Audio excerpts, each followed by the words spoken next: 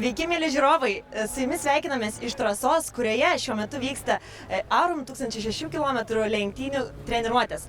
Bet mes esame šiandien žymiai įdomesniai, dailesniai vietoje, kur netrukus prasidės 108 km moterų iššūkis. Štai čia matote išsirikavusius automobilius, kurie dalyvau šiuose orientacinėse varžybose, kur moteris atliks įvairiausias užduotis ir iššūkius. Na ir mes žinome, kad šiuose varžybose dalyvauja viena iš mūsų lengvaatlečių, gerai visiems pažįstama Eglė Balčiūnaitė, kurią mes norėtumėm ir pakalbinti. Eglė, Sveiki visi. Eglė, norėčiau paklausti, žinau, kad tai jums pirmas kartas ir kaip jaučiatės, ar bijojate, kaip iš vis nusprendėte dalyvauti šiame iššūkyje? Iš tikrųjų, mūsų komandos vadovė pakvietė Simoną mane į ekipažą, sako, bandom, pirmą kartą mūsų komanda iš Šiaulių, Sovli, su naujaja Toyota, sakom, pabandom savo jėgas, pirmas kartas, kodėl ne?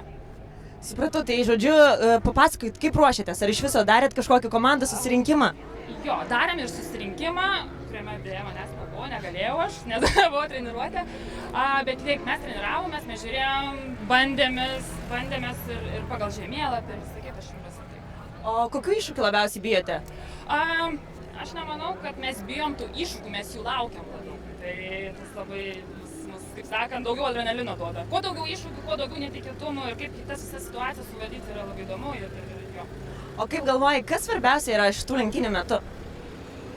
Aštrus protas. Ta prasme, kuo greitesnė reakcija į, kaip sakant, į ateinančią situaciją, ne, kurią tu matai, kaip tu suvaldysi šitą situaciją, tas yra ir svarbiausias dalykas. Sprendimų priėmimas yra svarbiausias dalykas, manau. Gera nuotaika, be abejonės gera nuotaika.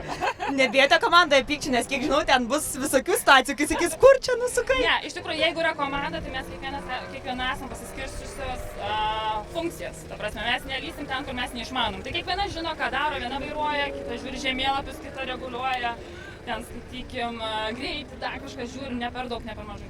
Mes esame pasiskirsčiusios, tai tikiuosi, kad bus gerai. Eglė, o kokios tavo pareigos šių lenktynių metu? Ar bėgsi, jeigu mašina negalės kažkur davažiuoti? Be abejonės, jeigu reikės kur nors kamštis, striksim, reikės pasižymėti, jau bus Eglė, kuri bėga greitai. O kaip man... Galbūt netgi tam tikros užduotis bus, kur reikės bėgti į viršų, į bokštą, ieškoti to 5 numeriuko ar kažkoti, tai jo, be abejonės, tai kas bus Eglė. O kaip manai, kas sunkiau, bėgti ar vis tik dalyvauti tokio tipo lenktynėse? Žinot, sunku vertinti, nes abu dalykai yra pakankamai sudėtingi, ta prasme, galbūt lengviau yra 800, nes tu žinai nuo A iki taško B, tiesiai bėgi ir viskas, ratu ta prasme. O čia yra ir užduotis, tu turi ir išlaikyti greitį, ir įveikti tam tikras užduotis, tai čia nėra lengva, tai turi galvoti labai daug. Na ką, tai... Ir valdyti mašiną, jo. Na ką, tai ar teks vairuoti pačiai, dar paklausiu? Jeigu sudarys tokia situacija, taip, mes esam pasiruošusi kaitolėtis, jeigu mes nežinosim, tas pats slalomas ar dar kažką, gali visko būti.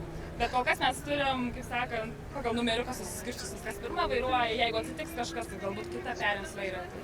Na ką, ačiū tau, Eglė, sėkmės lenktynėse, na ir tikiuosi pamatysime vakare 22 valandą ant apdovanojimų scenos. Labai tikiuosi, ačiū Jums labai, kaip sakant, geros nuotaikos ir gerų varžybų. Dėkui.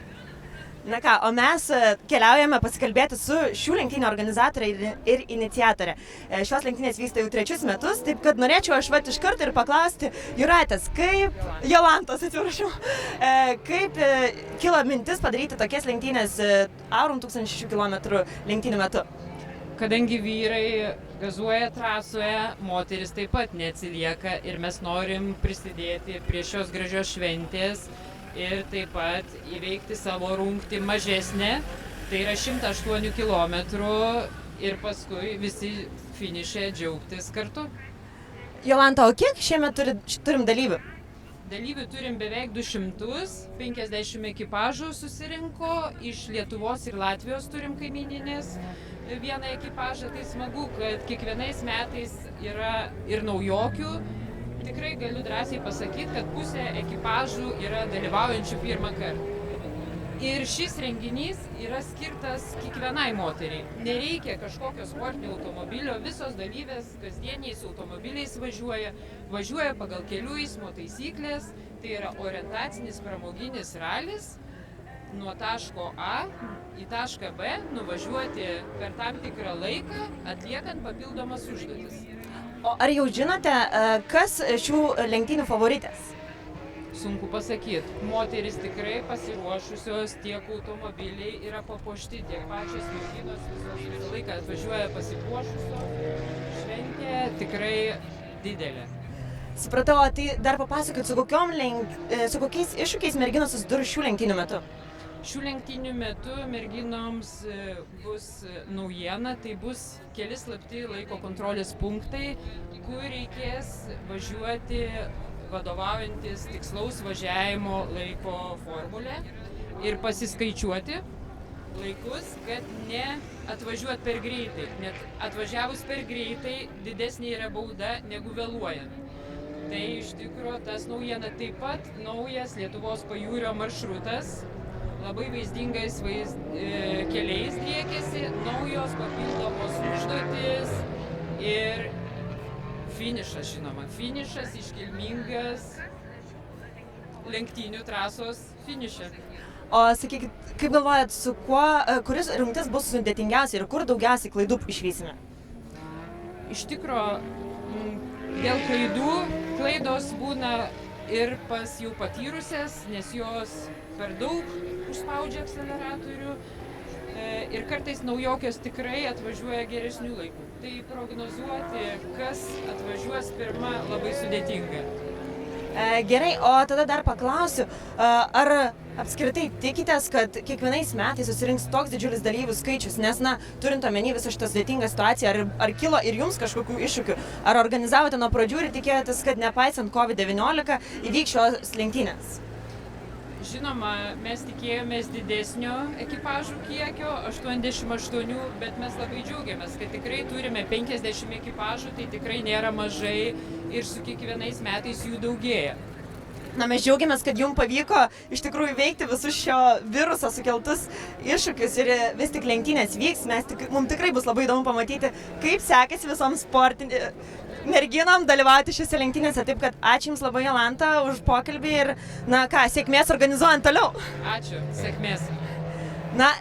Žodžiu, aš tai jau esu labai tiesiog suintriguota, kaip čia kam seksis, žinokit, net pati norėčiau sudalyvauti šiose lenktynėse ir galbūt prisijungtų prie manęs sesė. Kaip tu galvoji, ar mums būtų smagu sudalyvauti tokiose lenktynėse? Tu neįsivaizduoji, žinok, aš jau čia stoviu, einu pro automobilius ir galvoju, į kurį čia man iššokti ir išvažiuoti, nes mane labai vilioja ir aš jau su Jolanta, kol tu kalbinai Eglę, sakiau, sako, kitais metais dalyvaukit su sesėm, sakau, Jolanta, mes taip norėtumėm ir tai būtų smagu ir aš žinau, kad mes tikrai gerai pasirodytume, nes mes keturios sesės vieną kitą jaučiam ir vieną kitą papildom ir kur reikia tikrai galėtume, manau, nugalėti. O kaip manai, ar nesusipyktumėm? Klausiau to, Eglė sakė, kad mes visos turim savo pareigas, jokių pykčių čia nebus. Sakai, kad tu žinai, kad tu esi valdinga ir tu viską labai gerai sudėlioji mums taškus, tai sakytų, tu atsakinga už tą, už tą, ir aš manau, mes labai puikiai galėtumėm pasirodyti. Tikiuosi. Reikia turbūt organizatorių paprašyti, kad tas lenktynės organizuotų dažniau ir tokiu būdu mes galėtumėm iš tikrųjų dalyvauti, nes dabar tiesiog tokia, neturime kaip ir progos. Taip, labai gaila, bet aš manau, kad tiek daug lenktynininkų jos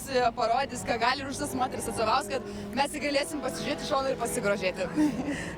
Tai tiek šiandien iš mūsų trasos, linkime moterims sėkmės ir tikime, kad bus tikrai įdomių vaizdų ir joms, ir jums žiūrovai. Ačiū ir iki.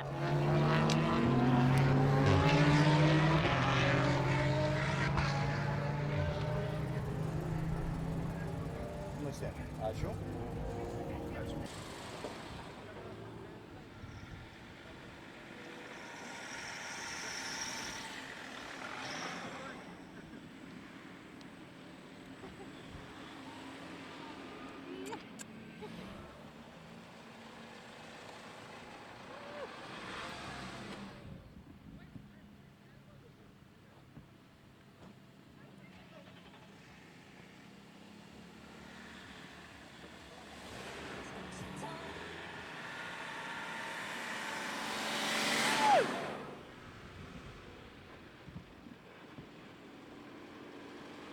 Thank you.